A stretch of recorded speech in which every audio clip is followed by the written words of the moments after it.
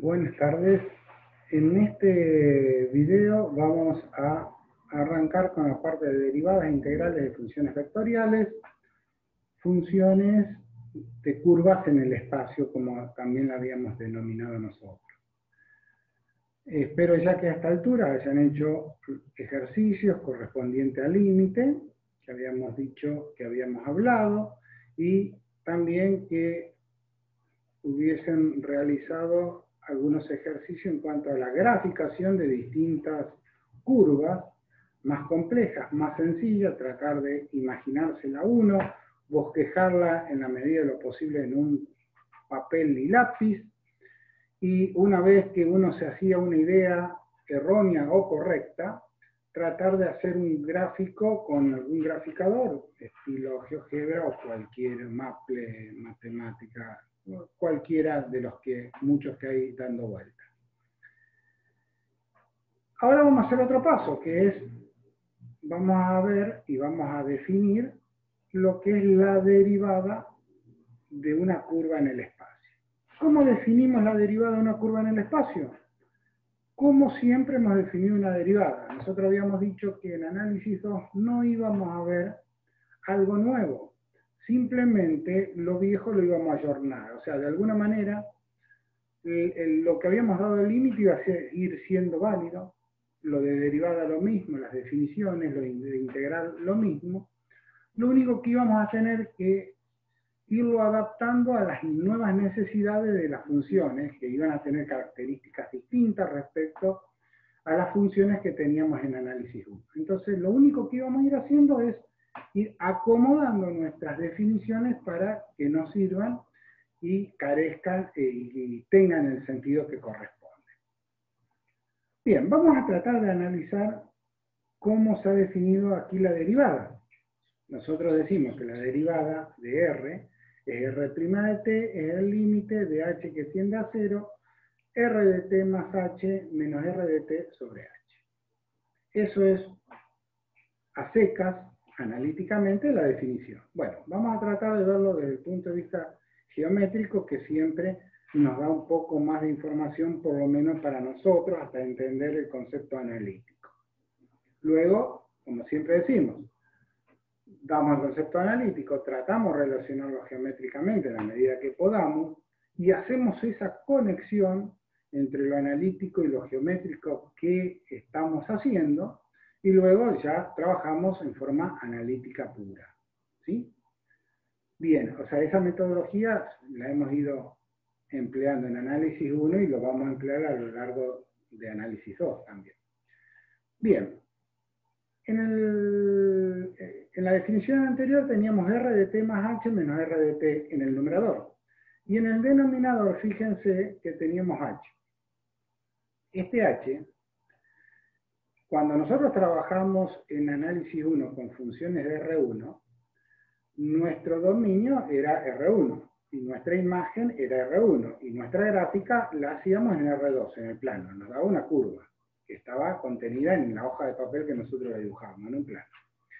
Bien. Esta definición, así como está dada, por ahora no nos trae problema, en la medida que este h que tengamos acá no vaya a ser un vector.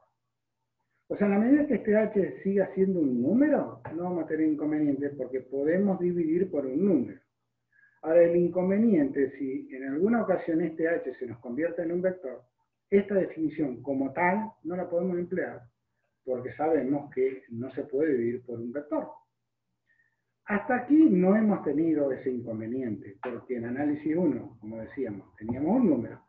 Y acá, hasta lo que hemos visto en análisis 2, este tipo de función, nuestra famosa función R de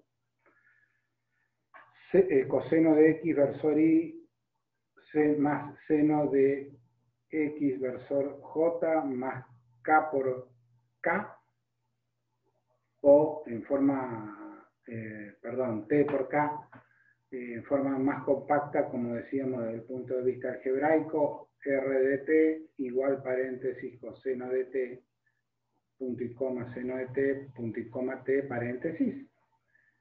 Que esa, en forma coloquial y para hablar en forma más rápida, si bien estamos cometiendo un error, pero sabemos que estamos cometiendo ese error, vamos a decir nuestra función R, que sería coseno seno t, ¿no es cierto?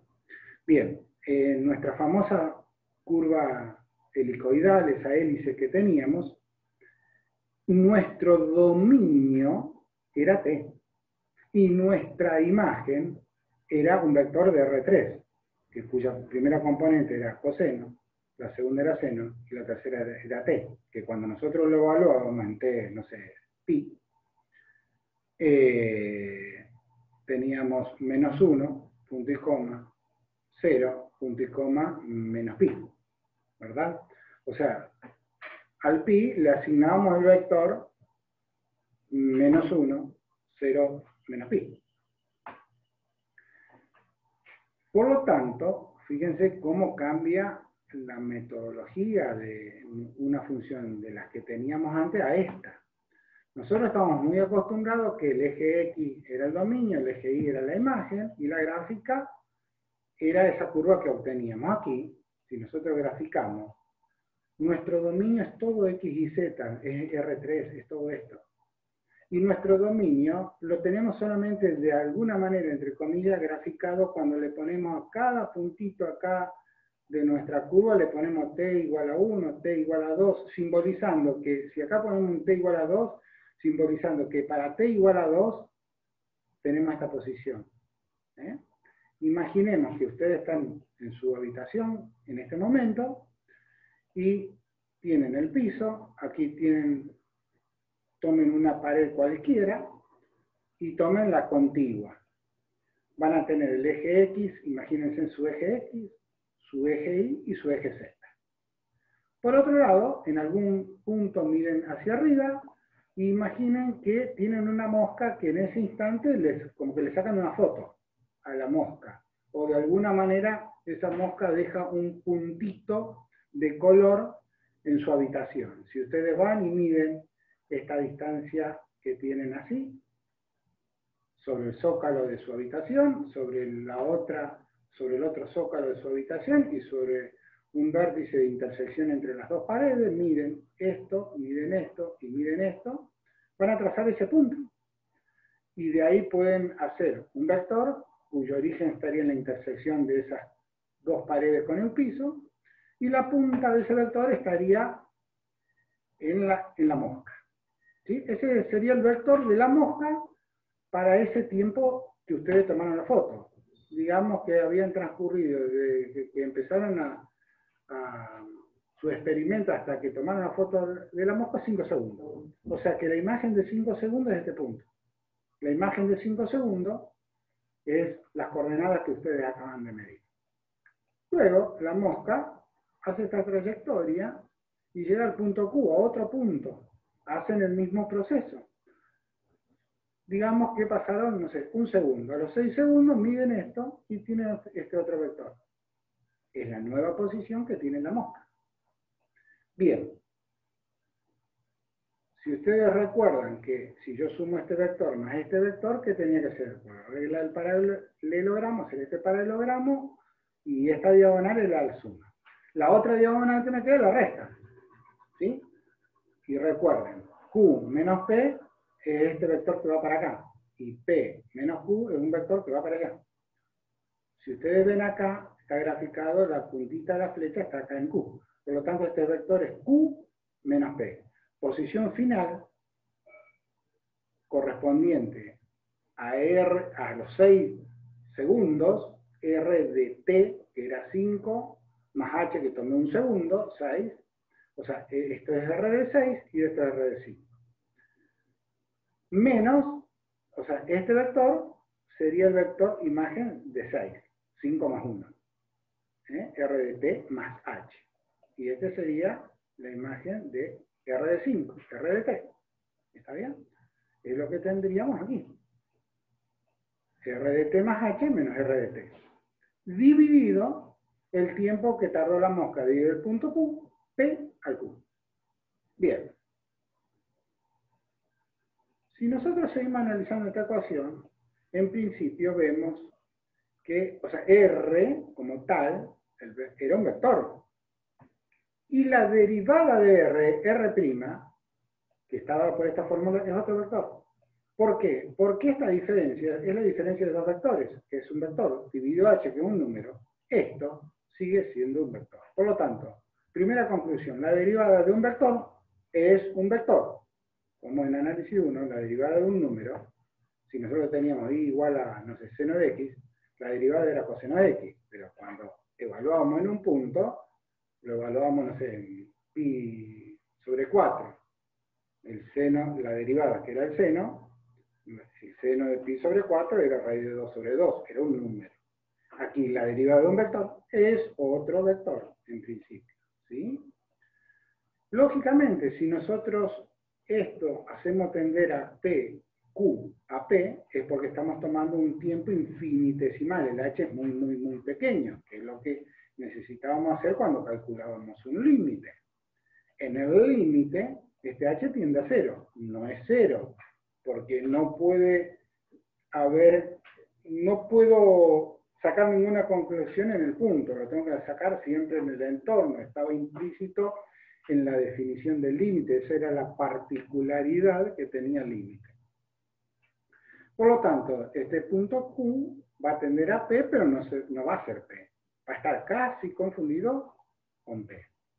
En el límite, ese vector, chiquito, grande, no importa, porque Q menos P va a ser un vector muy chico, pero el tiempo T también va a ser muy chico. Por lo tanto, puede llegar a ser este vector, puede ser chico, mediano, grande, como todo límite, ¿verdad? Entonces, en el límite, ese vector va a ser justo tangente a esta curva en el punto P, que sería el vector que acabamos de, que Stewart dibuja aquí, como el vector rojo. Por lo tanto, si nosotros derivamos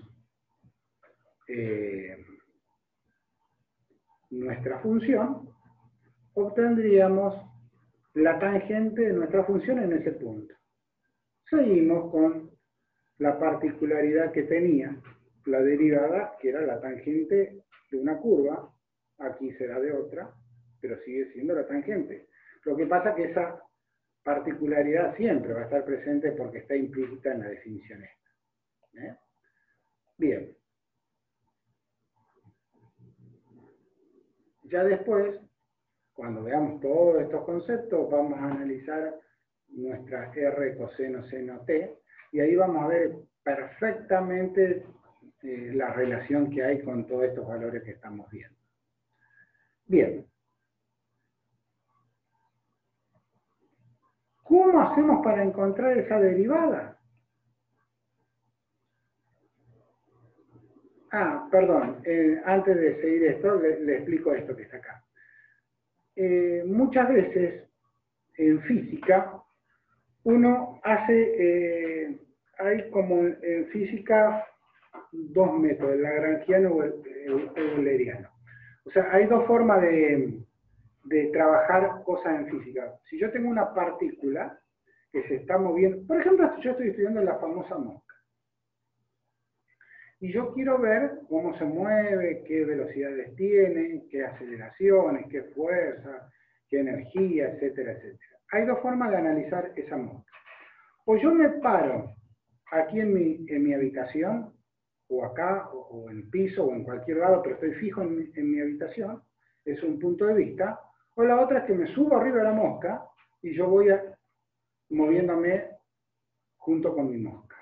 Esas son dos formas de tratar, se puede encontrar, son, a ver, ¿cómo podríamos decir? Dos ópticas distintas, pero uno llega a las mismas conclusiones. Que a veces nos conviene hacerlo de una manera, otras veces de otra. Por lo tanto, ¿qué es lo que les quiero decir con eso? Que es muy útil tener este sistema de coordenadas. Ven que acá tenemos un sistema de coordenadas, un triedro, X y Z ortogonal, ¿verdad?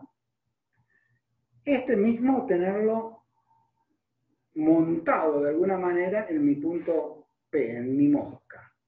O sea, de alguna manera conviene desarrollar alguna técnica que nos dé un vectorcito que sea, no sé, por ejemplo, este que está así, otro vector que sea perpendicular a este, que será este acá, y otro vector que sea perpendicular a ambos, que será otro por acá, de tal manera que tengamos tres vectores perpendiculares similares a estos. Pero, ¿qué particularidad tienen esos tres vectores perpendiculares? Que cuando la mosca estaba acá, los tres vectores perpendiculares estaban acá, y cuando la mosca está acá, los tres vectores perpendiculares están acá. O sea, y a su vez esos vectores a lo mejor han rotado, no necesariamente tienen la misma posición. Sí, entre ellos van a ser siempre a 90 grados, van a estar. Pero no quiere decir que no vayan rotando ellos como si fuese un cubo. Imagínense que este cubo es mi habitación, y yo pongo un cubo que está junto con la mosca, adherido a la mosca. Y dentro de ese cubo me imagino esos tres ejes X y Z. A medida que esa mosca va rotando, ese cubo también van a ir moviéndose, y las aristas de ese cubo también, entre ellos van a conservar los 90 grados, pero va a ir rotando. Bueno, ¿qué es lo que les quiero significar con eso? Que de alguna manera vamos a tratar de armar esos tres vectores que son perpendiculares, porque nos van a servir para quien trabaje con física. Esos tres vectores nos van a servir de mucho, como nos sirven estos tres vectores a nosotros también. Bien, esos tres vectores que les comento, uno de ellos es este vector que está acá, que acabamos de determinar, que es siempre un vector, uno de ellos que siempre va a ser tangente a la trayectoria de la partícula. Luego vamos a ver cómo obtenemos los otros dos. Pero, ¿qué ocurre? Este vector R' de t no es tangente a la trayectoria, pero no necesariamente el módulo unitario. O sea, es más, generalmente no va a ser del módulo unitario, será de un módulo X. Y como nosotros queremos que ese triedro también sea unitario, por una cuestión de conveniencia, nosotros decíamos, si ustedes recuerdan, en álgebra siempre nos convenía trabajar con una base. Esta era una base. Pero de todas las bases, la más linda era la ortogonal. Esta es una base ortogonal. Y de todas las más lindas, era todavía una base ortonormal. Esta es una base ortonormal. Y la más linda, a su vez, era que fuera la canónica. Esta es la canónica, que son los vectores I, J, K que les mencionaba. Por lo tanto, la idea es, estos tres vectores que yo les digo que vamos a montar en la partícula, cumplan que sean una base ortonormal. Para ello necesitamos que estos tres vectores sean unitarios. Y como este en general no es unitario, vamos a trabajar con un vector unitario tomando como referencia este, y para convertirlo en unitario, ¿qué hacemos? Como a todo vector. Si yo tengo un vector que no es unitario, si mide 28,5 metros de longitud, para hacerlo unitario, ¿qué hago? Lo divido por su módulo. Y sí, si mide 28,5 y lo divido por su módulo, pues el nuevo vector va a ser 1, obviamente. Por lo tanto, por eso es que defino esto que está acá, ¿ven? R' de t dividido el módulo de R' de t. Esto es un vector, que esto es un número, ¿sí? Y esto es un vector. Por lo tanto, esto es un vector que tiene la característica de tener la misma dirección t con R, pero difieren en que este es su módulo siempre es 1. Cuando hablemos del vector tangente, siempre nos vamos a estar refiriendo a este vector t, no a este R' de t. Son muy parecidos, pero no es el mismo vector, ¿sí? Cuando nosotros hablemos del vector tangente, no vamos a hablar del vector tangente de la velocidad. Vamos a estar hablando de este t mayúscula, ¿sí? Bien. Volviendo, nosotros teníamos que nuestra definición era esta. Bien. Ahora, R de t, vieron que la forma de R de t tenía esta forma que habíamos dicho. O sea, teníamos una ecuación que correspondía al primer componente, una ecuación a la segunda y una ecuación a la tercer componente. Individualmente estas ecuaciones eran, sin ir más lejos, las mismas ecuaciones que nosotros teníamos En análisis 1 era una ecuación de R1 en R1, donde nuestro dominio era T y nuestra imagen era X. Aquí nuestro dominio es T y nuestra imagen es Y. Y acá nuestro dominio es T y nuestra imagen es Z. Por lo tanto, o sea, esto era lo mismo que esto, ¿verdad? ¿Qué tenemos que hacer? Agarrar a cada una a R. O sea, esta es nuestra ecuación, ¿cierto? R de T, F, G y H de T. Que esta es la otra forma de expresar. Como estas funciones son derivables, si no, no podemos hacer todo lo que estamos haciendo, ¿qué hacemos para encontrar R' de T? Dividimos esta ecuación y la ponemos en la primera componente. Esta ecuación la dividimos y la ponemos en la segunda, y esta ecuación en la tercera y en la tercera. O sea, que agarramos directamente, aplicamos las reglas de derivación y lo derivamos. O sea, si nuestra función es nuestra famosa coseno seno t, nuestra derivada será menos seno, la primera componente, coseno, la segunda componente, y 1, la tercera componente. Aplicando las mismas reglas de derivación, que si es una función sencilla será cortita la derivación, como en este caso, y si es mucho más compleja la función, pues será una función más compleja, pero no hay nada nuevo. ¿Sí? Por lo tanto, función R de t derivada es esta. ¿Sí? Aquí hace la demostración, pero no tiene mucho sentido porque en definitiva es hacer 3 veces el límite para X, para Y y para Z. ¿Sí? Mírenlo, no tiene ninguna dificultad. O sea, acá una serie de ejemplos. Supónganse que tenemos una función un poco más compleja que es 1 más t al cubo. Aquí, esperen que está medio chiquito, pero creo que acá dice t por e a la menos t, y acá seno de 2t. Bueno, cuando lo deriven será, la derivada de esto será, esto es 0, 3t al cuadrado, que es lo que está acá. Esto será un producto, acá es t por e a la menos t. Será la derivada de esto por esto, más la derivada de esto por esto, que es lo que nos da acá, y esto será la derivada de seno de 2t, que es 2 coseno de 2t. ¿Sí? Que es lo que está acá. ¿Sí? Sencillo. Esta es R', no es el vector tangente, es un vector que es tangente, pero no es el vector tangente que habíamos definido. Para encontrar el vector tangente, ¿qué hacemos? El módulo de este vector. Como habíamos dicho que en álgebra que encontrábamos el módulo de un vector. Era la raíz cuadrada del producto interior del vector por sí mismo. Eso es lo que habíamos encontrado o lo que habíamos definido en álgebra 2. Por lo tanto, o lo que habíamos dicho que era lo mismo, que era válido Pitágoras en R3. O sea, yo tengo que tomar esto al cuadrado, la parte esta, no la parte del versor y. O sea, esto al cuadrado, 3t al cuadrado, todo al cuadrado, esto, 1 menos t por e a la menos t al cuadrado, y 2 coseno de 2t al cuadrado, sumar todo, sacarle la raíz, y eso sería el módulo. ¿Sí? Y luego, si el vector t va a ser este vector dividido esa fórmula que yo acabo de encontrar. Si luego quisiéramos encontrar la derivada que tiene en un punto determinado, a esa fórmula la tengo que evaluar en ese punto. O sea, tengo que evaluar esta fórmula, por ejemplo, yo lo quiero encontrar para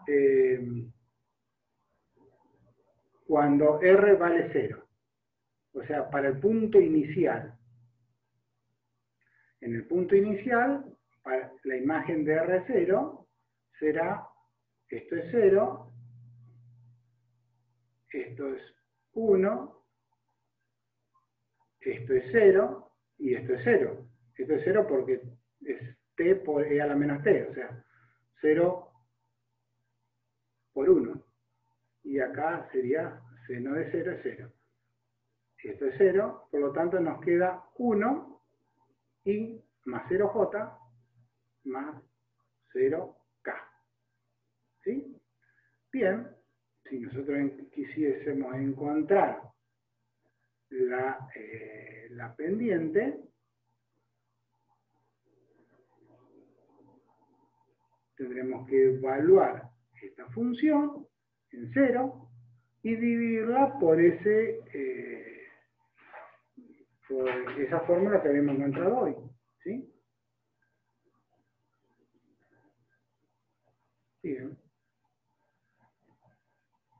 Miren, estos ejercicios son relativamente sencillos. Háganlo. Miren, acá tenemos nuestra famosa formulita. ¿Sí? Está un poquito ayornada porque acá le han puesto 2 coseno de t en vez de coseno de t. Seno de t y t.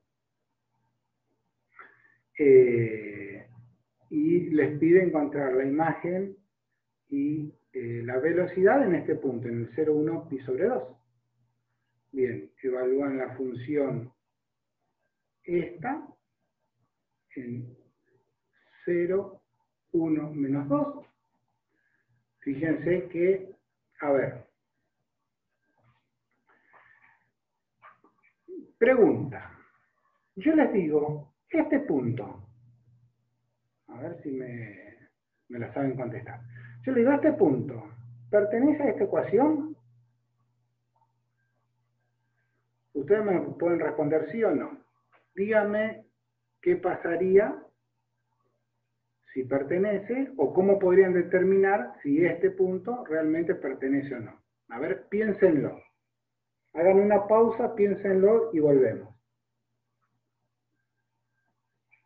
Bien, ¿ya lo pensaron? A ver, una de las posibles formas de razonamiento que podrían haber hecho es el siguiente. Si este punto pertenece a esta ecuación, yo tengo que evaluar en un t, que yo lo evalúo acá y me tiene que dar justo el valor 0. ¿Sí? Porque si no, no me daría con esta primera coordenada. Un punto que podría llegar a ser es que fuese pi sobre 2, porque 2 veces el coseno de pi sobre 2 me da 0. Por lo tanto, correspondería a este.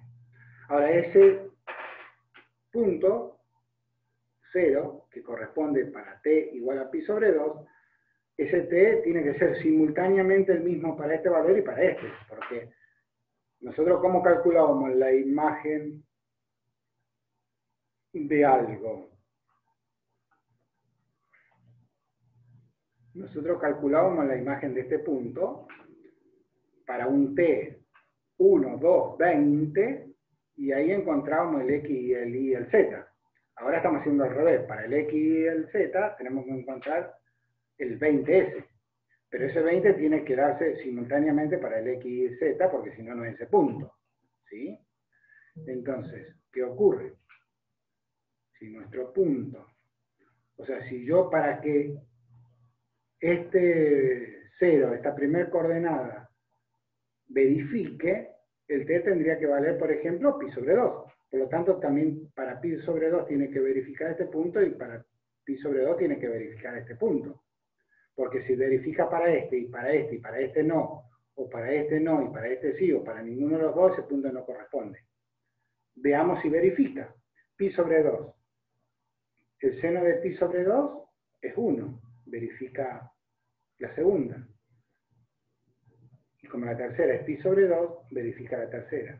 Por lo tanto, este punto pertenece a esta ecuación y es imagen de t igual a pi sobre 2. ¿Estamos? Bien. Entonces, ¿qué nos han dado en este ejercicio? Este punto y que es imagen, según esta ecuación, del punto t igual a pi sobre 2. ¿Sí? Bien. La ecuación R, lógicamente, es, como habíamos dicho, 2 coseno, seno t. De modo que esto que está acá, bueno, acá no lo había leído, el valor del parámetro que corresponde al punto es pi sobre 2. Bueno, ¿está? Ya lo habíamos dicho. El vector tangente a este será la derivada, que la derivada de esto será menos 2 coseno, seno 1, que si lo evaluamos en pi sobre 2, aquí recuerdan que era menos 2 coseno. Pi sobre 2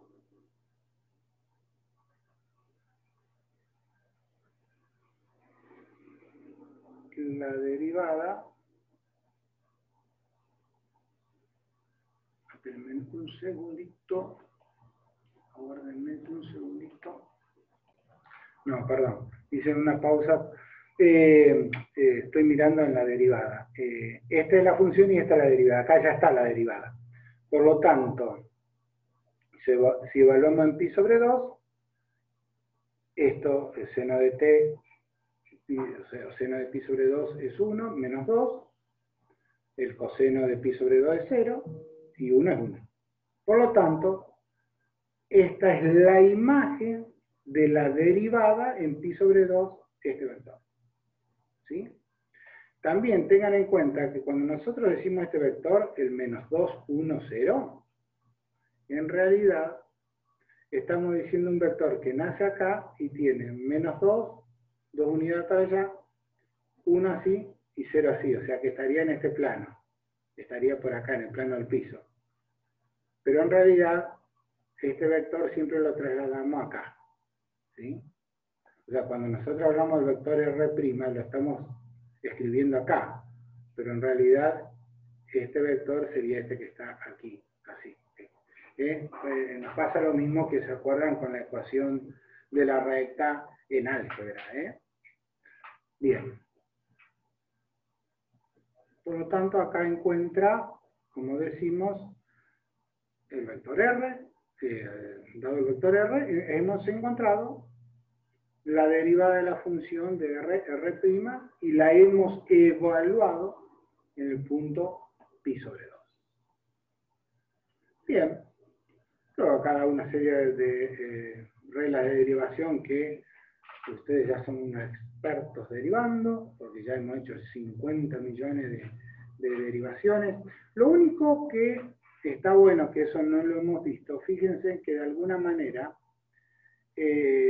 las reglas de derivación nosotros siempre hemos visto con números. Y acá están tomando vectores. Si yo tuviese dos vectores, donde acá tengo un producto escalar y acá tengo un producto vectorial, la regla de derivación sigue siendo la misma, la derivada de este por este más este por este, igual que acá. Lo único que en estos productos van a seguir siendo los mismos productos que teníamos originalmente acá. O sea, acá teníamos dos funciones de las que teníamos nosotros de análisis 1. O sea, este producto sigue siendo el mismo que este. En el caso que sean vectores, estos productos son escalares. Y en este caso, los productos siguen siendo vectoriales. Nada, sería la única consideración que tendríamos que tener. ¿Sí? Bueno, después acá habla un poquito de algunas fórmulas, que no viene el caso. Y por último, tendríamos integrales, que también vamos a verlo, es muy sencillo, no reviste mucha importancia, que sería lo mismo, o sea, nosotros tenemos R de t y queremos integrarlo respecto de t. Por lo tanto, vamos a hacer exactamente lo mismo que hicimos con integral, nada más que vamos a hacer para cada una de las componentes. Es como que la dividimos en tres. Nos queda una componente para el eje de las X, o versor Y, para las Y, versor J, y Z, versor K. O sea, la dividimos en tres. O sea, si nosotros hubiésemos querido, por algún motivo, hacer la integral de esta función, de esta que era acá la función original, integraríamos esta como una función común, esta como otra función común, y t como una función común. O sea, no tiene mayormente ningún grado de dificultad. Bueno, aquí pueden ir haciendo ya ejercicios.